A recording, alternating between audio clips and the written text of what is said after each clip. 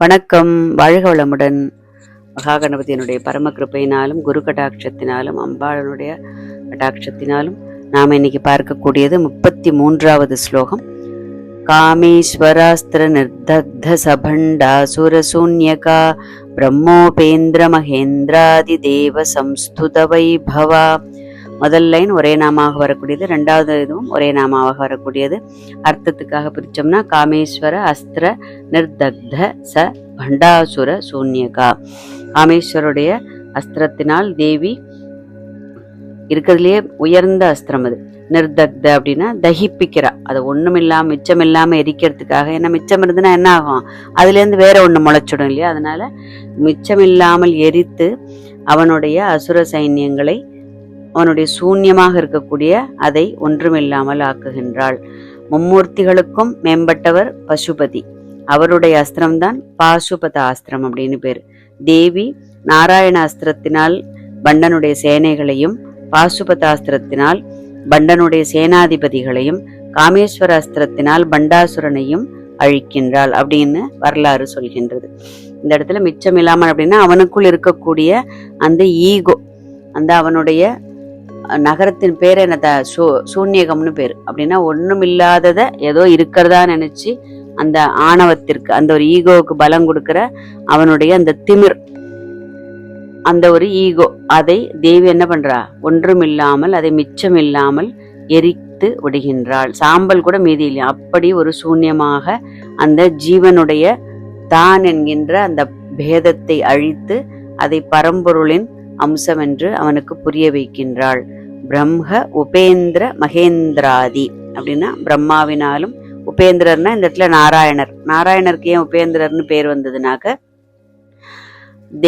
பகவான் இந்திரனுடைய தாயாரான அந்த அதிதி தேவிக்கு ஒரு தபஸ்னால பிள்ளையாக பிறக்கிறார், வாமனராக. அப்போ அந்த பலிமகா சக்கரவர்த்தி ஜெயிக்கிறது, அந்த கதையெல்லாம் நமக்கு தெரிஞ்சதுதான். அதுபோல அந்த உபேந்திரர் மகேந்திராதி, மகேந்திரனா இந்திரன தேவர்களுக்கெல்லாம் தலைவனாக இருக்கக்கூடியவன்.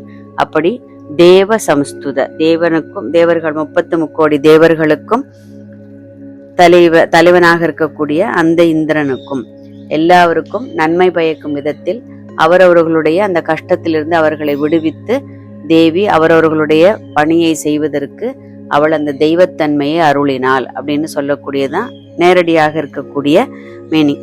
நம்ம முதல்ல பார்த்துட்டோம், நம்மை பத்தி நாம நினைக்கிறது சஸ்திரமும் பிறரை பற்றி நினைக்கிறது அஸ்திரம்னு பார்த்துட்டோம். அப்படி நமக்குள் இருக்கக்கூடிய இந்த வேண்டாத பாவங்கள் அந்த பேதங்கள், அதை தீய சக்திகளை எல்லாம் தேவியினுடைய கிருபையினால் முறியடித்தால் மாத்திரம்தான் நமக்குள் இருக்கக்கூடிய அந்த தெய்வத்தன்மை அது வெளியில வரும் அப்படிங்கிறத நாம புரிஞ்சுக்கணும்.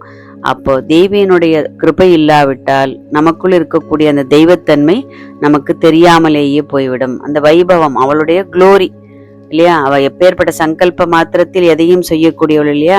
அப்படி தேவ சம்ஸ்துத வைபவா, தேவர்களினாலும் இந்திரனாலும் உபேந்திரனாலும் புகழ்ந்து பாடப்பட்ட, எங்கும் வியாபித்திருக்கக்கூடிய வைபவம்னா எங்கும் வியாபித்திருக்கக்கூடிய அந்த விபத்துவத்தை புகழ்ந்து பாடக்கூடிய அந்த நிலையை தேவி அடைந்தாள். அடுத்தது 34வது ஸ்லோகம். ஹரநேத்ராக்னி சந்தக்த காம சஞ்சீவ நௌஷதிஹி ஸ்ரீமத் வாக்பவ கூட்டைக ஸ்வரூபமுக பங்கஜா. இதுவும் ஒரு நாமாவாக வரக்கூடியது. ஹரநேத்ராக்னி சந்தக்த காம சஞ்சீவ நௌஷதிஹி ஸ்ரீமத் வாக்பவ கூட்டைக ஸ்வரூபமுக பங்கஜா அப்படின்னு சொல்லக்கூடிய 34வது ஸ்லோகம். ஹர நேத்ர அக்னி சந்தக்த, ஹரனுடைய சிவனுடைய நேத்திரத்திலிருந்து புறப்பட்ட அந்த நெற்றிக்கண்ணனுடைய அக்னி, அது யார அழிக்கிறது, சந்தக்த அப்படின்னா காமன் மன்மதனை எரித்து விடுகின்றது. எதனால, அவன் காமேஸ்வரராக அவரை மாற்றுவதற்காக தன்னுடைய பானங்களை அவர் மேலே ஏவினான். அப்படிங்கிறதுனால அதை அவனுடைய சுப்ர கோபி இல்லையா சிவன், அதனால அவருடைய பார்வை மன்மதனை எரித்து சாம்பலாகி விடுறது. இப்ப இந்த இடத்துல அதே காமேஸ்வரனை தேவி தன்னுடைய அந்த காருண்யம் பொழிகின்ற அந்த கண்கள்னால தன்னுடைய பாகத்தில் ஈர்த்து அவள் லலிதா பரமேஸ்வரியாக காமேஸ்வரியாக அவரை ஆக்கி காமேஸ்வரியாக தேவி மாறினதும் அவருடைய கண்களில் இருந்த கோபம்லாம் மறைஞ்சு பகவான் காமேஸ்வரனாக மாறிவிட்டான். அப்ப மன்மதன் பாவம் இல்லையா, அவனுடைய பிராணன் போனதுனால ரதி தேவிக்கு ரொம்ப துக்கம் வந்தது. அப்ப தேவி என்ன பண்றா, இந்த ஒரு மங்களமான இந்த நேரத்தில் அவனுக்கு தன்னுடைய கடாட்சத்தினால் அவனுக்கு உயிர் பிச்சை கொடுக்கின்றாள். ஹரநேத்ராக்னி சந்தக்த காம சஞ்சீவன ஔஷதிகி. ஔஷதம்னு இந்த இடத்துல மரணத்தை இல்லாமல் மிருத்துவை இல்லாமல் ஆக்கக்கூடிய அந்த அமிர்தத்தை, அந்த பிறவா வரத்தை கொடுத்து அவனுக்கு உயிர் பிச்சை கொடுக்கிறான். அப்ப ஹரனின் கண்களிலிருந்து தோன்றி அந்த அக்னியினால் எரிக்கப்பட்ட அந்த மன்மதன் மீண்டும் உயிர்ப்பித்து பூரண நிலையை எழுவதற்கு சஞ்சீவினி மூலிகை போன்று தேவியனுடைய கடாட்சம் இருந்தது. ஸோ நமக்குள் இருக்கக்கூடிய எந்த ஒரு பாவமும் வேண்டாத பாவங்கள் இல்லாமல் ஆவதற்கும், அதாவது இருக்கக்கூடிய அந்த தெய்வத்தன்மையை உயிர்ப்போடு வைத்திருக்கவும் யாருடைய கடாட்சம் தேவை? அந்த பரபிரம்மஸ்வரூபிணியான அந்த லலிதா பரமேஸ்வரியின் கடாட்சம் வேண்டும். ஸோ அப்போ ஸ்ரீ லலிதா தேவியாக இந்த இடத்துல தேவி பிரசன்னமாகின்றாள். அந்த சம்ஹார சக்தி படைத்த அந்த சிவன் தன்னுடைய அந்த பிரம்ம சக்தியினால் ஒடுக்கப்பட்ட உலகத்துல மூலப்பொருளாக இருக்கக்கூடிய அந்த பிரம்மத்தோட தான் சேர்க்கப்படுகின்றது அப்படின்னு சொல்லாமல் சொல்லக்கூடிய இந்த ஸ்லோகம் ஹரநேத்ராக்னி சந்தக்த காம சஞ்சீவன ஔஷதிகி ஸ்ரீமத் வாக்பவ கூடைக ஸ்வரூப முக பங்கஜா. இப்ப தேவியனுடைய ஸ்தூல உருவமாகவும் பார்க்கிறோம், அவளுடைய சூக்ஷ்ம ரூபமாகவும் பார்க்கிறோம் இல்லையா. அப்போ துஷ்டர்களை எல்லாம் சம்ஹாரம் செய்து சிஷ்டர்களை பரிபாலிப்பதற்காக, பக்தர்களை ரட்சிப்பதற்காக தேவி இந்த இடத்துல ஸ்தூலமாகவும் இருக்கின்றாள், சூக்ஷ்மமாகவும் இருக்கின்றாள். அப்படி தேவியனுடைய 2 ரூபமாக இருக்கக்கூடிய குண்டலினி சக்தி ரூபம் ஒண்ணு, இன்னொன்னு மந்திரமயமாக இருக்கக்கூடியது ஒரு சக்தி. தேவியனுடைய மந்திரம் பார்த்திருக்கோம், ஸ்ரீவித்யை, உயர்ந்த வித்யான ஸ்ரீவித்யை. அந்த மந்திரமயமான அந்த ஸ்ரீவித்யில 3 பாகமாக அந்த மந்திர அக்ஷரங்கள் பிரிக்கப்படுகின்றது. அதுல வாக்பவ கூட்டம், காமராஜ கூட்டம், சக்தி கூட்டம் அப்படின்னு சொல்லக்கூடிய தேவியனுடைய மந்திரங்கள் எப்பவுமே 3 கூடங்களாக பிரிக்கப்படும். அப்போ ஃபார் எக்ஸாம்பிள் நம்ம பஞ்சதசாட்சரி மந்திரம் எடுத்தோம்னா அதுல 3 கூடங்கள் இருக்கு.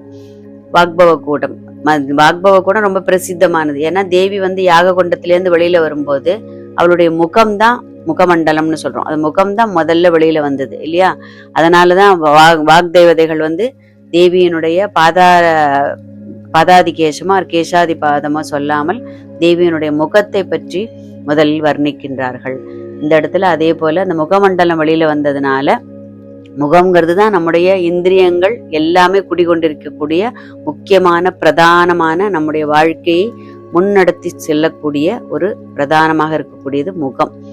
அப்போ இந்த இடத்துல தேவியும் அதை நமக்கு வியக்தமாக சொல்லிக் கொடுப்பதற்காக தேவியினுடைய மந்திரங்கள் முதலில் வாக்பவ கூட்டம் அப்படின்னு சொல்லிட்டு வரக்கூடிய கூட்டமாக வருகின்றது.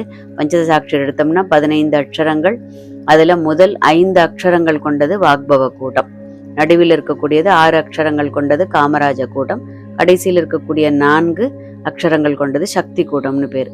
அப்போ அந்த வாக்பவம் கூட்டைக்க ஸ்வரூப முக பங்கஜா. பங்கஜம்னாலே தாமரை, தாமரைக்கு நிறைய பெயர்கள் இருக்கு. இந்த இடத்துல நம்ம பங்கஜம்னு பாக்குறோம். தேவியனுடைய முகம் எப்படி இருக்கு? அபிராம்பட்டர் சொல்ற மாதிரி அவளுடைய கண்கள் தாமரை, கைகள் தாமரை, பாதங்கள் தாமரை, முகம் தாமரை, அப்படி எல்லாமே தாமரையாக அபிராம்பட்டர் வர்ணிப்பார். அது போல இங்க தேவியனுடைய அந்த வாக்பவ கூட்டமாக இருக்கக்கூடிய அவளுடைய மந்திர அக்ஷரங்கள் அவளுடைய முகத்தை பிரதானமாக கொண்டு சொல்லப்படுகின்றது. ஏன்னா வாக் சக்திங்கிறது எங்கேருந்து புறப்படுறது? நம்முடைய வாயிலிருந்து.